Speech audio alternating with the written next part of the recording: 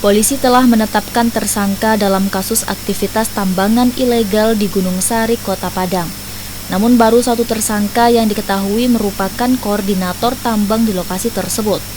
Menanggapi proses hukum kasus tambang ini, Wahana Lingkungan Hidup Sumbar mendesak polisi mengusut secara tuntas kasus tersebut. Proses hukum diharapkan tidak hanya menyasar kalangan bawah, namun juga aktor utama.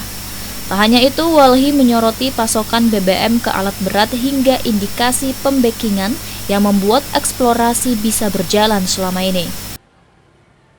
Walhi Sumatera Barat tentu apresiasi keberanian Polresta Padang mengungkap aktivitas tambang ilegal di Kota Padang. Namun demikian, tentu publik berharap proses penegakan hukum jangan sampai menyasar masyarakat kecil yang sesungguhnya merupakan korban juga dari kejahatan lingkungan ini.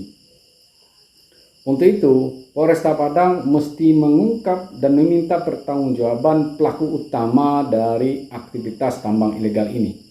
Yang kedua, siapa sesungguhnya pemilik alat berat dan kaitannya dengan aktivitas ilegal.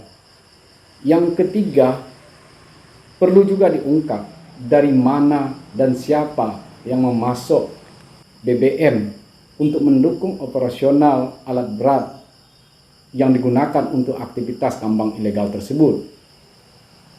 Keempat, perlu juga dilihat siapa dan untuk proyek mana hasil galian C dari aktivitas tambang ilegal ini.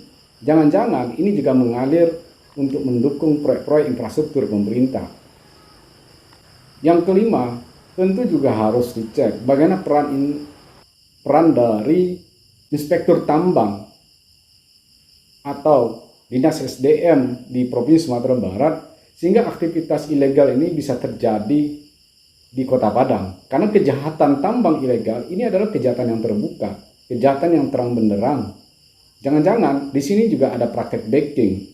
Apakah backing dari aparat penegak hukum itu sendiri atau juga backing yang berkorelasi dengan eksekutif dan legislatif. Semua ini harus diungkap sampai tuntas. Dasril Reta Hadisuri, Padang TV.